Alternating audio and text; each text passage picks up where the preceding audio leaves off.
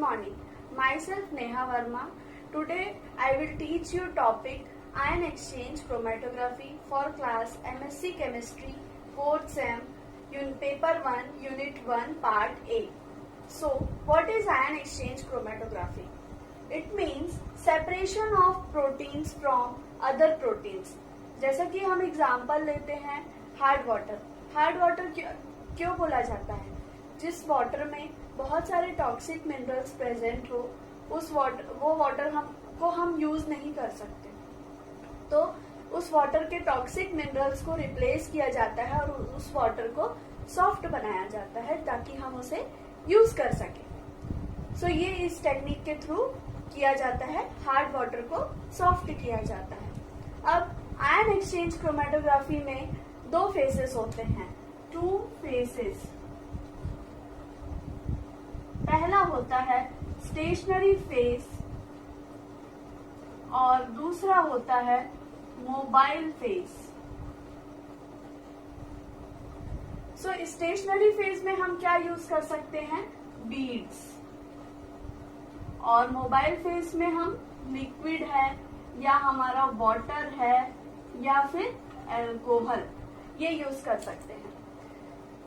सो जैसे कि हम देखेंगे स्टेशनरी फेज या फिर हम बीड ले लेते हैं, तो वो इसमें क्या होता है कि स्टेशनरी फेज में पॉजिटिव और नेगेटिव दोनों टाइप्स के आयंस प्रेजेंट होते हैं.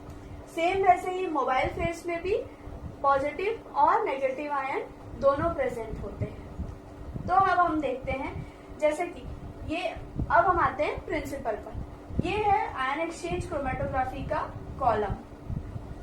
अब हम देखेंगे कि इसमें ये जो है हमारा वो स्टेशनरी फेस है. तो ये कॉलम में स्टेशनरी फेस में आप देखेंगे जैसे कि पॉजिटिव और नेगेटिव आयंस दोनों प्रेजेंट हैं. ये हमारा कंटेनर है. अब जब इसका प्रिंसिपल यह बोलता है कि जब हम मोबाइल फेज को हम एंटर करेंगे, तो जब मोबाइल फेज में भी दो टाइप्स के आयंस प्रेजेंट होते हैं, पॉजिटिव और नेगेटिव. तो हम यहाँ देखेंगे कि जैसे मोबाइल फेज का पॉजिटिव आयन अगर हम ऐड करते हैं स्टेशनरी फेज में, तो मोबाइल फेज का पॉजिटिव आयन स्टेशनरी फेज को अटैच कर लेगा और स्टेशनरी फेज का जो पॉजिटिव आयन है वो रिप्लेस होके इस कंटेनर पर इकट्ठा हो जाएगा. दूसरा चीज, जैसे हम मोबाइल फेज का अगर हम नेगेटिव आयन आके अटैच करते हैं, तो वो स्टेशनरी फेज के नेगेटिव आयन के साथ अटैच हो जाएगा और स्टेशनरी फेज का जो नेगेटिव आयन है वो रिप्लेस हो जाएगा. सो ये होता है इसका बेसिक प्रिंसिपल. अब हम आते हैं types of ion exchange chromatography.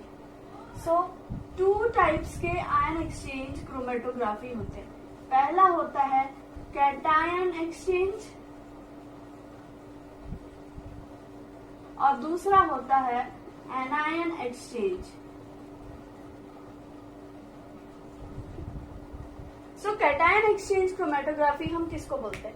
Cation exchange chromatography में जब हम मोबाइल फेज का कैटायन हम ऐड करेंगे इस कॉलम में, तो जब मोबाइल फेज का कैटायन जो है वो स्टेशनरी फेज के कैटायन को जब रिमूव कर देता है, मतलब कैटायंस का एक्सचेंज होना, उसको हम बोलते हैं कैटायन एक्सचेंज क्रोमेटोग्राफी. अब एनायन एक्सचेंज क्रोमेटोग्राफी, जब मोबाइल फेज का एनायन को हम ऐड करते हैं स्टेशनरी फेज में, तो वह मोबाइल फेज का एनायन जो है वो स्टेशनरी फेज के एनायन को रिप्लेस कर देगा, तो उसे बोलते हैं एनायन एक्सचेंज क्रोमेटोग्राफी. अब हम आते हैं बीड्स. बीड्स 2 टाइप्स के होते हैं, इनऑर्गेनिक और ऑर्गेनिक. सो इनऑर्गेनिक बीड में जैसे हम ले सकते हैं सॉइल है या क्ले है, ये सब हम यूज कर सकते हैं. ऑर्गेनिक में 2 टाइप्स के होते हैं, कैटायन और anion. Cation and anion. So cation में हम ले सकते हैं जैसे कि पॉली कंडेंस्ड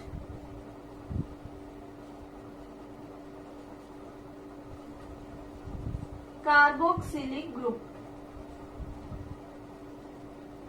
और एनायन में हम ले सकते हैं एरोमेटिक कंपाउंड्स। सो ये होता है बीड्स की इनऑर्गेनिक और ऑर्गेनिक। इनऑर्गेनिक में हमने जैसे बताया कि क्ले या सॉइल, और ऑर्गेनिक बीड्स जो होता है जिसमें कैटायंस और एनायंस होते हैं। तो कैटायन में हम पॉलीकंडेंस्ड कार्बोक्सिलिक ग्रुप ले सकते हैं और एनायन में हम एरोमेटिक कंपाउंड्स ले सकते हैं। ये तो पहले यूज किया जाता था बीड्स का, लेकिन एट लेटेस्ट में हम यूज करते हैं रेजिन।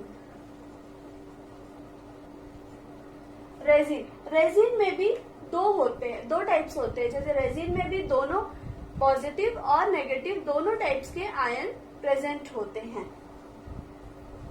तो अब आते हैं हम मोबाइल फेज पर। मोबाइल फेज क्या होता है? मोबाइल फेज जो हमारा सॉल्यूशन है, जो हमारा मिक्सचर है, जिसको हमको सेपरेट करना है, ये होता है मोबाइल फेज। अब आते हैं हम रेजिन ये होता है जैसे कि रेजिन में मैंने जैसे कि H+ आयन डाला, तो मोबाइल फेज का भी पॉजिटिव आयन जो है, मोबाइल फेज का पॉजिटिव आयन ही रेजिन के पॉजिटिव आयन को क्या करेगा? रिप्लेस करेगा, और वो मोबाइल फेज का पॉजिटिव आयन जो है वो रेजिन के साथ अटैच हो जाएगा। सेम वैसे ही जब रेजिन के साथ नेगेटिव चार्ज है, तो मोबाइल फेज का भी नेगेटिव चार्ज जो है, नेगेटिव आयन जो है वो अटैच हो जाएगा और रेजिन के साथ के नेगेटिव आयन को रिप्लेस कर देगा। सो ये होता है रेजिन। अब हमारा जैसे कि सेपरेशन पूरा हो चुका है, तो हम इस कॉलम को क्या करेंगे?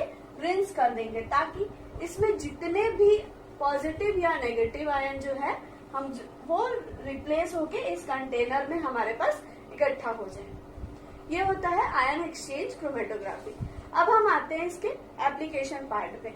सो आयन एक्सचेंज क्रोमेटोग्राफी का एप्लीकेशन होता है जैसे कि hard water, softening of hard water, मतलब हार्ड वाटर को सॉफ्ट बनाया जाए। दूसरा होता है सेपरेशन ऑफ प्रोटीन्स को दूसरे प्रोटीन्स को के साथ प्रोटीन्स का सेपरेशन करना।